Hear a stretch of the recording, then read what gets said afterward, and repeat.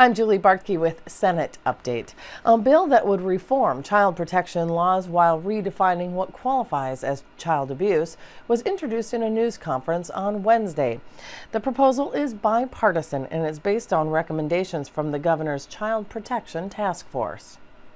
Good morning. Thank you, first of all, for coming and hearing about this important bill that we are introducing first in the House today and probably next week in the Minnesota Senate. I have with me Senator Julie Rosen, who is the co-author of this bill with me in the Minnesota Senate. I'd like to begin by describing to you Senate File 4, which is named Protect All Kids. It is the Senate's language for addressing the issues concerning child protection. And then that will be followed by some remarks from the House. And then, of course, we'll take your questions if you have questions at the end. And I would invite Senator Rosen to also add her comments when I've finished.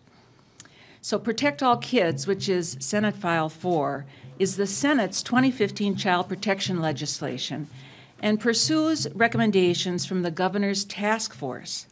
The bill is co-authored, as I said, by Senator Julie Rosen, Senator Tony Laurie, Senator Ken Eakin, and Senators Ann Rest. The goal of the Senate File 4 is to place stronger protections for children facing possible maltreatment. Protect All Kids, as introduced, has three main changes, and they include keeping records of maltreatment for 5 years instead of 1 year. It allows screeners to collect collateral information when making screening decisions, and it requires agencies to increase their reviews and put stronger quality measures in place, which include documenting the reasons for screened-out reports. These three components will give the professionals the information they need to make better decisions and make that decision-making possible.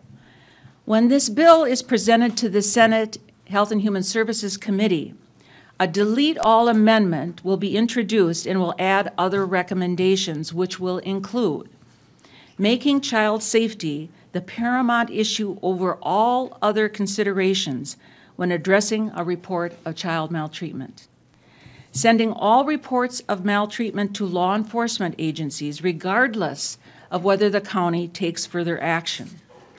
It amends the mandated reporter statute and screening guidelines to allow screeners to select collateral information prior to screening decisions. Currently, the statute, by the way, is silent on this, but we wanted to raise this up and make it clear that we want to improve the initial decision-making process by allowing, clearly, for the collection of collateral information. The legislation, as amended in the first hearing, will increase transparency and accountability through statutory provisions which address the release of relevant private data to mandated reporters, those who made the report and who have an ongoing responsibility for the health, education, and welfare of the child affected by that data, unless it's not in the best interest of the child, which is always a paramount concern. And we also will offer this information to those who did not make the original report when the mandated report was received, but has an ongoing responsibility for the care of the child. We also, in the delete all amendment, will change the definition of physical abuse to delete the language that is in statute now regarding acts done in anger or without regard to child safety. We leave in it actions that are not reasonable and moderate and are included and are not limited to, and then there is a list of behaviors such as biting, cutting, burning, throwing. There's a list in the statute. Under family assessment in the delete all amendment, these provisions will be added. It removes family assessment as the preferred method of intervention. Right now, the statute defines it as the preferred method. We are deleting that language. We require consultation with the county attorney on the basis for a CHIPS petition when recommended services under a family assessment process are not followed through by the family and there's concern for continued safety of the child. Further actions in the future may be needed to address this gap between the need for services that are provided by the county under family assessment and the threshold for CHIPS, but we are not yet delineating clearly what it is that we need to do to improve that language. We require in the statute that the county child protection staff consult with the county attorney before closing family assessments to determine whether to file a CHIPS petition. And this, again, as I indicated, occurs when the family is not participating in the service plan and there's concern on the part of the county for the child's safety. Currently, this is allowed, but there seems to be confusion in practice, so we are trying to improve the language to make for more clarity between all of the counties. And then in the area of training, we are establishing requirements for competency-based initial training and support and continuing education for those who supervise the mandated reporters and the screeners. And we will increase efforts to monitor county social service agencies' compliance with the statute and conduct reviews and quality assurance activities as a part of our oversight responsibilities. So in conclusion of my remarks, I want to say that the Senate is engaged in helping restore a child protection system that over time and with individual modifications here and there by the state and then also by counties now needs to be adjusted. We want to maintain client engagement and efforts to strengthen the family. But we want to readjust the process and the pendulum to ensure that steps are taken to assure that child safety is first over all other considerations. Our goal is to increase transparency, accountability, and to develop systems that allow us to measure our outcomes. We want to develop consistency for children's safety throughout the state and in all counties, and make certain our decisions on whether to intervene is necessary and how we intervene is in the child's best interest and safety. That concludes my remarks, but I want to invite Senator Rosen to speak. Well, good morning. It is truly an honor to be in front of you talking about this, the recommendations that have come out of the Governor's Task Force on Child Protection. And first, I'd like to thank the Governor for pulling this amazing, I call it the rock star task force, because it is well diverse. It is folks that have worked in the child protection system across the state. And I must say it is a bipartisan issue that we are working very, very hard on this task force. And so thank you out to all the folks in the state that work to make sure that our children are protected. And thank you to this task force because, as I said, we are working very hard.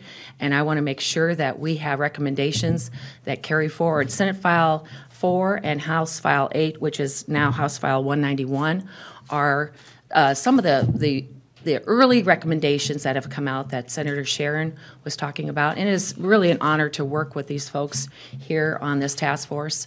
They are the cream of the crop too, the rock star group here also. But this is just the start of the recommendations that will be coming forward. In March, we'll have the full recommendations and some more recommendations coming out that'll have to be ongoing. I think those are going to be a little more difficult. Some very honest, true, transparent discussions will be happening, difficult decisions. But again, as Senator Sheran said, and what the focus of this task force is what's the best for the children. And that's what we have to keep in mind. So again, I am honored to work on this subject with her, with the House authors, and open to your questions after Representative Kershaw has had a chance to speak. Thank you.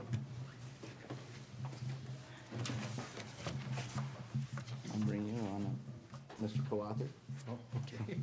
So, and Senator Sheran did a wonderful job, and Senator Rosen, talking about the bill, and we're going to talk about the House. One thing you should know, we're both doing delete alls to match these as close as we can. So I'm going to highlight some of the provisions that are very important in the House, but ultimately all these are going to come together. They come from the task force, and so I'll go through my comments, and then I'll invite Representative Mullery to speak as well. So first of all, thank you all for attending and give us an opportunity to talk about the bipartisan issue of making sure our children are first and foremost the importance, that their priority and safety and security to reach their potential is what we're really striving for. I especially wish to thank my colleagues, Senator Sheran, Senator Rosen, and Representative Mullery, and all the members of the Governor's Task Force. I learned early on from my father that we need to put first things first. And while we talk about education and the need for jobs, or even the importance of the family structure, we need to pay attention to the systemic issue of valuing our children. After all, their security, education, and safety today will define the potential of our future generation. Our children are our greatest resource. The bill we have today in the House and the Senate places the priority of children's welfare first in statute. We recognize the strength of families and cultures, but we also recognize that our child protection system, law enforcement, and court system is chartered with protecting our most valuable and vulnerable who may not always have a voice. Our bills do a couple of things to protect children. First, we allow for previously screened out reports to be considered in the assessment of the child's well-being. In other words, we allow historic information to be part of the process. Second, we clarify that family assessment is an important tool, but that an investigation is required in the case of sexual allegations or substantial child endangerment. Third, all reports will be sent to law enforcement for review. It is not the intent to seek immediate action, but instead to get another set of eyes on the allegations and reports. Finally, we are asking DHS to continue to implement guidelines that provide greater consistency and transparency to all 87 counties. And with that, I'll invite Representative Mullery to offer some comments, and we'll take your questions. I'll get out of your way. Thank you. And real thanks to all of the other legislators on this task force. I know Senator Rosen and I are on a subgroup on the screening and those issues. And in my 18 years here, I've been on a lot of task forces, commissions, and I don't remember anyone that came near as much work and really hard work and digging in and really thorough discussions by all of the people on the committee. I think that this really was brought to light actually by the press. So to some extent we have to, I think, thank the press for bringing it to our light. I think a lot of things had come in over the years into a system that was designed initially for child protection. Other issues other than the best interests of the child were brought in, and gradually systems began to happen that really were not directed at the best interest of the child, and certain things got kind of out of hand. For instance, the law that you couldn't look at prior reports either in or out, whether screened in or out. There was a good purpose of that, but it took away from the protection of the child, and the child's protection is the most important thing. As was referred to, we have a lot of issues coming yet later in session, and I think this is such a complicated area that I'm going to ask the governor at least to renew the task force until next year. We are not going to have this issue solved, and as referred to previously, this is probably our future kids are the most important thing we can do, and so I think that this task force needs to continue, but we'll be working really hard to try and get as much passed this year as possible on this. So, if I may make one just quick comment. Go ahead. Yeah, I'm Jeff Backer. You know, I just want to really thank the governor and the task force. The sad case that we had in Polk County, which I represent, kind of got this really going. So I just want to thank everybody for really putting children first, everybody on the task force and the governor. So thank you. So one of the things I thought I'd highlight, and you heard a lot of comments, and being a fairly new legislator, we hear a lot of the fights that we have. This is not one of those. And Senator Rosen used the term rock star. Senator Mullery talked about how well we're working together. This truly is an amazing team, and it's probably one of the things that I'm most proud of, just because we're really getting to the heart of these issues. We're having the hard conversations, but our focus has always been on what are we going to do for the children, and we've let politics aside. So it's one of the few times that I've seen that, and absolutely I reach out and acknowledge everybody that's been part of that process. And I don't know if you have any questions for us. What clarify one aspect of the legislation I heard. You said all reports would be sent to law enforcement for review. Right. Every single child protection report made. Is that correct? That is correct. In the bill, and I believe in the Senate's version, we're just, when a report comes through, we're going to send it up to law enforcement and allow them to review it. How many is that? It's a lot. Yeah. It's a serious question because that's serious work for the police. No, or the county, pardon me. The police receive the report. It's not a lot of, they don't have to investigate these. And what we're actually doing, we're working on this. As I say, it's an ongoing thing. We want to have, many counties already have a task force on this, and so there's law enforcement in with the screening groups, so that brought in, there's different people from different professions that are working together. It's really a great model that is happening in some places. We're trying to see if this can be replicated all over. So how many reports are there? I don't know what the number is, but one thing I would offer for clarification, remember in statute, a lot of this is already has to happen. And a lot of these are already being sent now.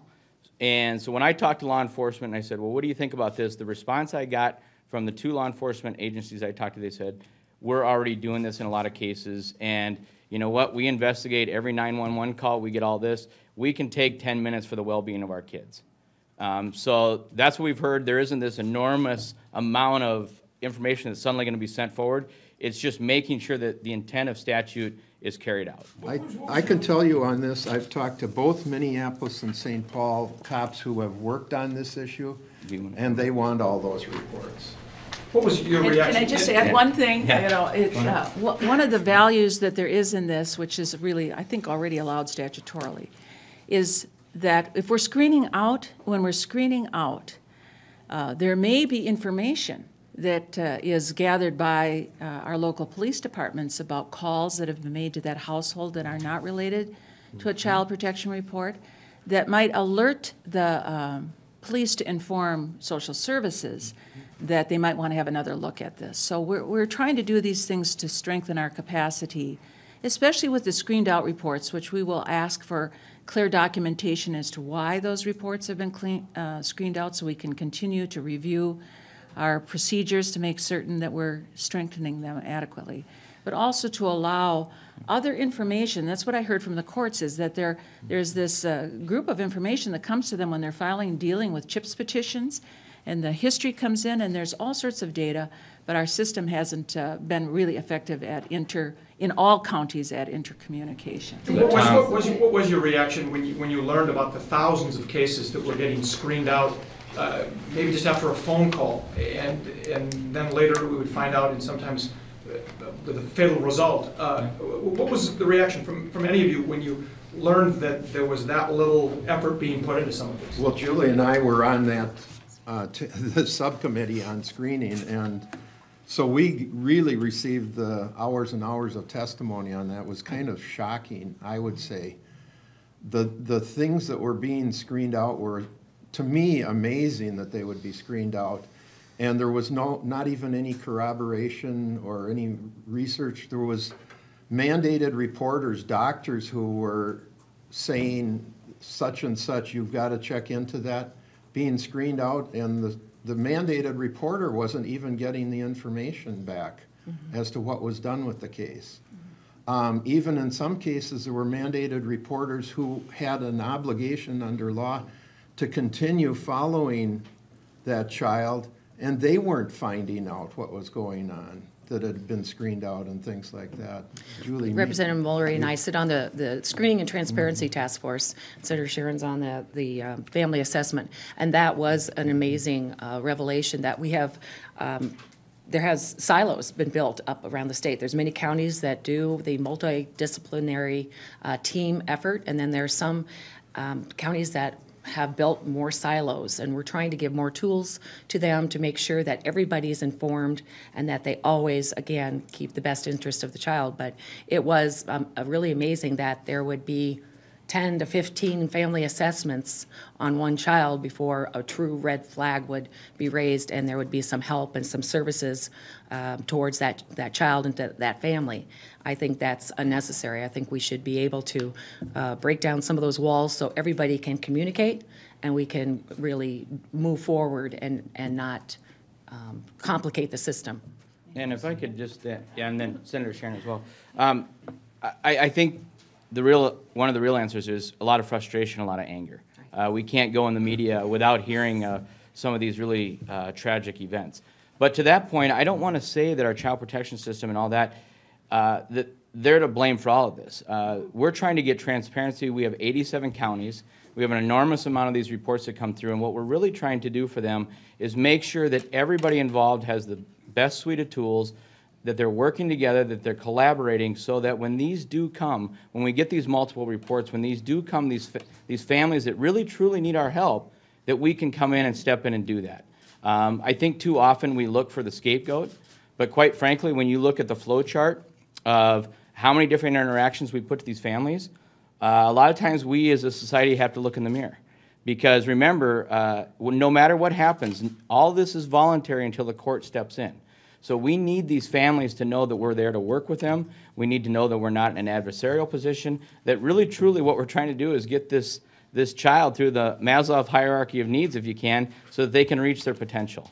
And let me let Senator Sheran. I would just say, when you ask a question like that, Mr. Kessler, about our reaction, I think it's important to recognize that the legislation that we're putting forward is our reaction to it. The elements of the legislation speak to our alarm about the number of screened out cases and our inability to really track the rationale for that and to correct it if we think it is inappropriate. Our legislation really addresses the ability of the screener to gather more data, collateral information, and for there to be a second view on that from the Public Safety Department. We're looking in the assessment group at whether or not we're choosing the correct intervention, or have we gone too far at maintaining a family system as the priority over child protection, and do we need some readjustment there? So we can talk about the frustration and the angst and the anxiety we feel when we hear these reports, but I think that you can really measure our reaction in these efforts that we're making to reform the legislation. Do you anticipate the need for more manpower, more employees of social services, more social workers out there? Yes, I think one of the other elements of the review has been what's been happening and what are the resources that are available for people to actually carry this out, whether it's in public safety or whether it's in the social service system. What kind of money has been taken away from the child protection system in the last years by the state, and we've discovered some alarming information there. You should note there are reports that we could make available to you that describe the responsibility for covering child protection services is primarily on the backs of the counties. Well over 50% of the cost of the child protection system is borne by counties without regard to their property tax capacity. And so there are variations throughout the state about how much money is spent per child on child protection. The federal government pays a significant portion of the remaining 50% and the state less, and we've cut in the range of $42 million over the last 9-10 years out of those service programs. So we, again, recognize that when you have those kinds of cuts, or counties have those struggles with their ability to raise revenue on property taxes, that there's variation in what resources and services can be provided. So that's part of our task force. The governor has asked us to take a look at resources and what we need to do to strengthen the supports that counties have in order to carry out what we will be recommending. Is there a fiscal impact of this? Yeah, we don't know the fiscal impact yet because we haven't completed all of the articulation of the language. But as you know, once we are looking at that, and we will have the fiscal analysis done that includes not only its impact, usually we just look at the state's impact, but we're really committed to taking a look at what the impact will be on the county and what we can do as partners to do a better job of providing resources for child protection services. I'll follow up on both of those. A couple of things. As we do training and implementation, there's always going to be the consideration of additional resources. And I think as an important message to the governor, we're on the eve of that budget being released. And I hope that this is a priority in there. He called us together, and I think we worked in a bipartisan way, House and Senate, Republicans, Democrats, to get there. So I think one message is that I hope he makes sure that he continues to go forward, and I believe he will. The fiscal impact we'll know as we really move this forward and we get some better information from DHS, how they're going to implement. But I think the important thing to remember on the fiscal side is every time we lose one of these children, the fiscal impact to our society is so much greater than the dollars and cents that we're going to put in a budget. And that's our real impact. It's what have we lost? What have we lost in that family that is never created? What have we lost in that education that never happened? And what have we lost in those future jobs? So there's just a lot, and I think the governor needs to continue to look at this as an investment. I believe he will. There were a couple of references here that changes or demands over time on the system cause these weaknesses. Or is there anything in the bill that kind of protects that from happening again going forward? Go ahead. Speak to that? Yes. Did you want to speak to that? I will start, and then you can correct me, okay? One of the statements that I made earlier, what I think I made it. If I didn't, I'm sorry. That there will be a set of guidelines established, a baseline set of guidelines for all counties that all counties will be required to implement expediently, and that at least we're proposing at this time, we'll be in conversations with counties about that any modification of that has to be pre-approved by the Commissioner of the Department of Human Services. Right now, there is really a wide, the statute allows counties to modify how they implement the child protection system, and so it's created really a patchwork of degrees of implementation, and some of that we recognize is based on their capacity, financial capacity to meet these obligations. So we are in legislation requiring a baseline set of guidelines that counties follow, and that any movement away from that has to be pre-approved by the Department of Human Services. Can I also answer part of your question? Because I think it's important to know that these things that got in that turned out to be not very good policy, they were very well intentioned. For instance, there's a huge concern because there's such a high percentage of Native American and African American kids who are taken out of their homes and put into foster care or something else. And some of these were designed to protect against that, but what we have to, when we looked at it, that's an issue here, and the issue of child endangerment is here, and we couldn't we decided you don't endanger the children to get at this issue, which is real. It's not just a concern, because there are studies that are showing that white kids in the same situation aren't being directed away from their parents. So that is not directly in our charge, but a number of us are really going to come out very strongly that we look into counseling and training of people that are doing this work and how we get that straightened out. That's a very important thing, that we do get at that, but we can't endanger our kids because of this. Following on that, are there any concerns? And I know we've got about 1 minute before you've got to go. I'll follow up just on that last point. I think history is important. We started off with the family assessment way back when, trying to make this less adversarial, and that pendulum has shifted a bit. And now with the changing dynamics of culture, the disproportionate amount of minorities that we find in the system, we have to continually reevaluate this. So I think, to your point, we have to make sure we keep doing this. Are there any guarantees? I think the only guarantee is that we'll keep revisiting it. And you have to remember, 70% of the reports, 70% are screened out. So. Then of the remaining, 70% are put through a program called family assessment. And that has occurred over time. A movement of those that are screened in, and that are by screening seen as serious enough to investigate, move to something called family assessment, which is a voluntary program.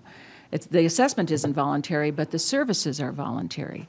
So we've seen a huge increase in this use of family assessment. That's part of what the dialogue in the family assessment task force is about, is whether we're looking at where is that appropriate to be used, where has it been inappropriately used, how have we and why have we moved towards such an increase in the use of family assessment, and maybe to the detriment of using the authority of the courts to give a little muscle for the kids to make sure that the families respond and do something to be concerned about their well-being and safety. And just to be clear about the numbers, you said $42 million. Is that cut from child protection or from the counties that they used for child protection?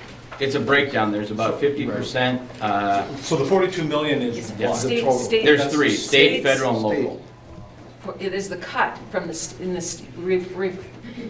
I'm talking I know, simply I'm not about our asking general fund. precisely, yeah. So Just the general state fund. funds were cut by $42 million roughly over the last 9, 10 decade. years. Yes, from 2002 to, I believe, either 2012 or 13. And I want to just make sure everyone, I know Senator Sheran has to run and Senator Rosen, we've all had some noon, so we can certainly stay around and take individual questions. I don't know if you have some closing remarks. Just one more. I want to make sure this gentleman, he asked to ask a question, gets his question in. It seems like the concern here is to avoid false negatives, cases where there is abuse going on and that gets screened out, which is certainly an incredibly important goal. Are there any safeguards here to prevent false positives? Someone who's maybe going through a nasty divorce or a neighborhood rivalry and gets falsely accused of some sort of abuse, so that they don't suffer, and maybe we have prevented from being a foster parent or something like that just because they were in a feud with someone who made a baseless accusation. Absolutely. That, I think that is a part of why you see so many that are screened out, is because there's some assessment to determine whether or not it's a false claim. And there are issues like false claims, or issues related to culture, or issues related to county's resources, or a variety of other issues on the importance of maintaining the family in a whole. But what we're saying is, even with all of those concerns, which we think are legitimate and fair, that our lens is that we'd rather make mistakes on that side than make mistakes on the child protection side. And so we're strengthening through the legislation that responsibility that the kids' welfare, the child's welfare is first. I wanted to also add Oops, to excuse me. Senator Sharon's answer on the family assessment, how it's blown up. Originally, it was supposed to be very, very few cases and just very low level. It's gotten to where, as she mentioned the numbers, it's huge, but it's, in addition to that, it was originally supposed to be that they could move from that into either an investigation or into a court order, but we found that the testimony was that most cases in many counties were actually closed even though there was no cooperation. So it got kind of perverted as to what was happening with it. And also to your point, this bill, Senate file, this bill will also mitigate a lot of those concerns, because there will be the ability to use a multidisciplinary team and a continuum of communication, which is very, very important. And that's what we have, and collateral information too, yes. Does it make sense that a child could be, foster child could be getting mental health treatment and the foster family would not know that? Which is the case in this highly publicized Brooklyn Park situation. Is that something that you guys can address in this bill, or is part of the transparency? I get the question, and it's not, we're obviously not able to address it specifically. I don't think it makes sense anytime we lose one of these. These are so complicated. Every situation can be so diverse. And as I go back, our child protection system really has an enormous burden to carry here, because they have to sort through all this to the false positives, false negatives. They have all that to sort to, at the same time making absolutely sure that child is never in danger. And so it's absolutely ridiculous when a situation like that happens. We feel bad, but we're not going to be perfect. We have human beings trying to do the work that's involved with all of this very complicated. And as I say, we have to look as a society. Our parents, brought us into here in our generations, but what are we really doing to our kids now? What are we really doing? And I think we all can find room for improvement to help with the system. But thank you very much. Thank you.